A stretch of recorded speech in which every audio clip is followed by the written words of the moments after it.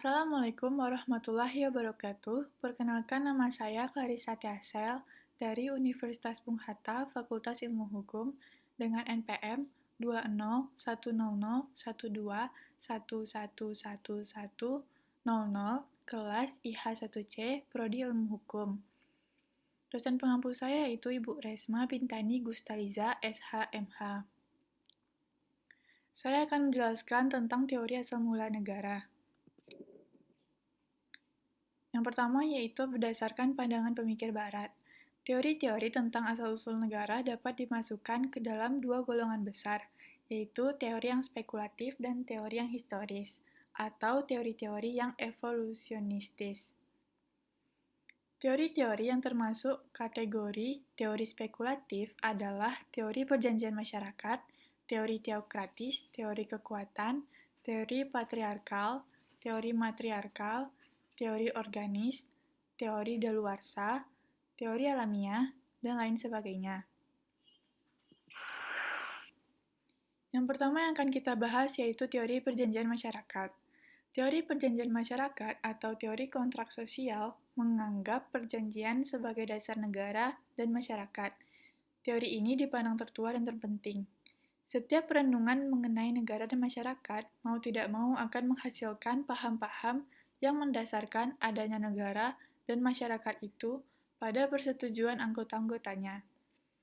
Persetujuan itu dapat dinyatakan secara tegas, eksplisit, atau dianggap telah diberikan secara diam-diam, tacitly assumed.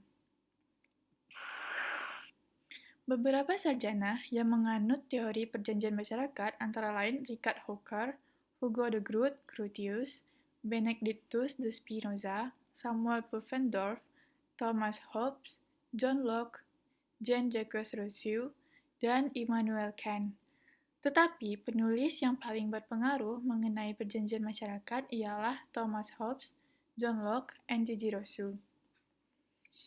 Dalam kepustakaan ilmu politik dikenal dan dibedakan dua macam perjanjian masyarakat, yakni yang disebut perjanjian masyarakat yang sebenarnya dan perjanjian pemerintahan.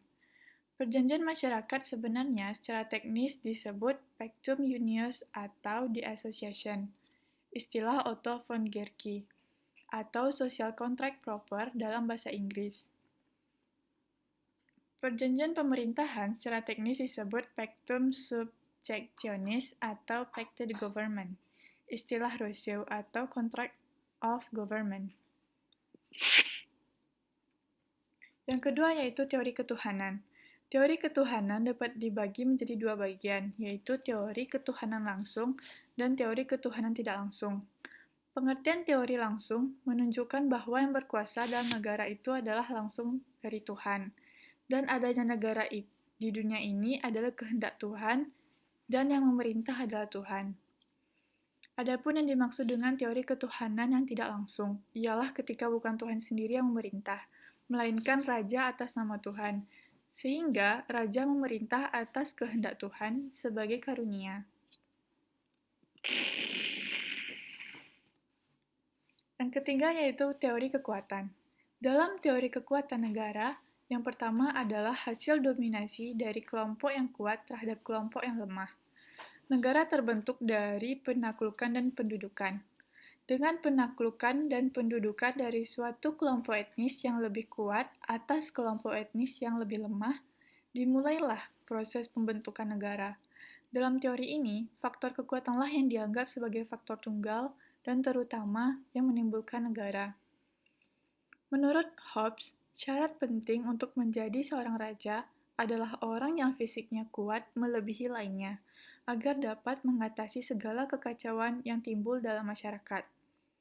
Menurut teori kekuasaan ekonomi sebagaimana yang dinyatakan oleh Marx, yang menganggap bahwa negara itu merupakan alat kekuasaan bagi segolongan manusia di dalam masyarakat untuk menindas golongan lainnya guna untuk mencapai tujuannya.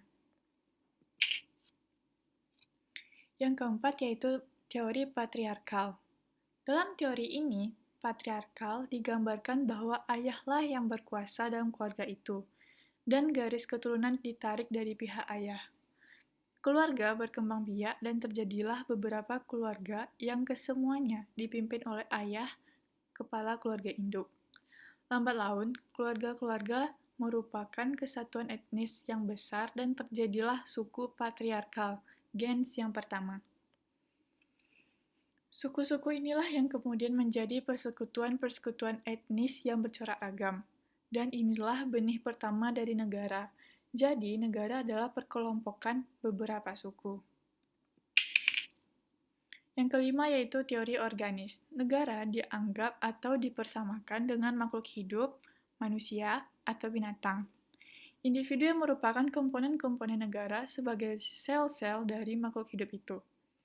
Nicolas de Cusa tahun 1401 sampai 1464 mengemukakan bahwa kehidupan korporal dari negara dapat disamakan dengan anatomi makhluk hidup, yakni bahwa pemerintahan dapat disamakan sebagai tulang belulang manusia, undang-undang sebagai urat syaraf, raja sebagai kepala, dan para individu sebagai daging makhluk hidup itu sendiri. Yang keenam yaitu teori patrimonial. Raja merupakan hak milik terhadap daerahnya, maka semua penduduk di daerah itu harus tunduk padanya. Sebagai contoh, yaitu negara-negara pada abad pertengahan di mana hak pemerintah dan menguasai timbul dari pemberian tanah. Dalam keadaan perang, sudah menjadi kebiasaan raja-raja menerima bantuan dari kaum bangsawan untuk mempertahankan negaranya dari serangan-serangan musuh dari luar. Jika perang sudah selesai dengan kemenangan si raja, maka sebagai tanda jasa para pahlawan yang ikut membela dan membantunya mendapat sebidang tanah sebagai hadiah. Pemberian sebidang tanah kepada bangsawan, maka berpindahlah semua hak atas tanah itu kepada mereka, sehingga mereka mendapatkan hak untuk memerintah terhadap semua yang ada di atas tanah itu. Yang ketujuh yaitu teori alamiah. Teori ini dikemukakan oleh Aristoteles. Menurut Aristoteles, negara adalah ciptaan alam. Kodrat manusia membenarkan adanya negara, karena manusia pertama-tama adalah makhluk hidup politik dan baru kemudian makhluk hidup sosial. Oleh karena itu, manusia ditakdirkan untuk hidup bernegara. Yang kedelapan yaitu teori historis. Inti teori historis atau teori evolusionistis atau gradualistik teori ialah bahwa lembaga-lembaga sosial tidak dibuat, tapi tumbuh secara evolusioner dengan kebutuhan-kebutuhan manusia. Sebagai lembaga sosial yang diperuntukkan guna memenuhi kebutuhan-kebutuhan manusia, maka lembaga-lembaga itu tidak luput dari pengaruh tempat, waktu, dan tuntutan-tuntutan zaman. Yang kedua yaitu berdasarkan pandangan pemikir Islam. Yang pertama, Ibnu Abi Rabi. Menurut Ibnu Abi Rabi, bahwa manusia tidak mungkin dapat mencukupi kebutuhan alaminya sendiri tanpa bantuan yang lain, sehingga mereka saling memerlukan. Hal ini mendorong mereka saling membantu dan berkumpul, serta menetap di suatu tempat. Dari proses ini maka tumbuhlah kota-kota yang menjadi dasar suatu negara.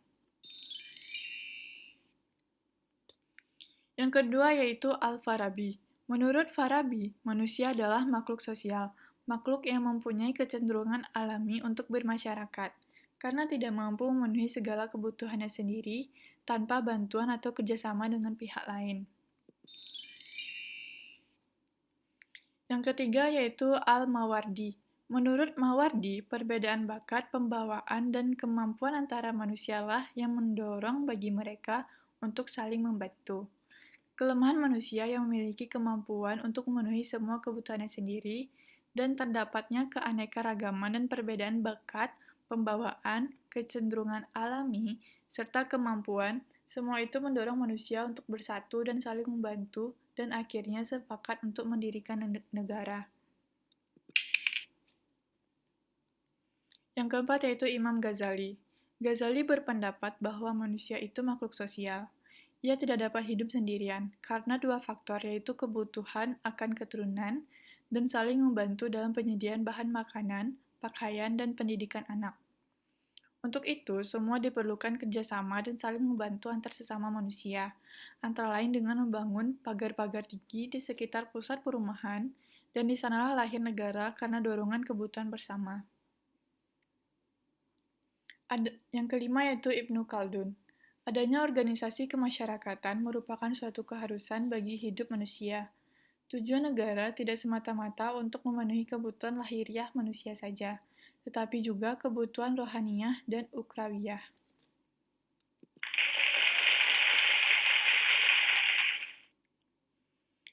Sekian penjelasan dari saya. Mohon maaf apabila ada kesalahan. Wassalamualaikum warahmatullahi wabarakatuh.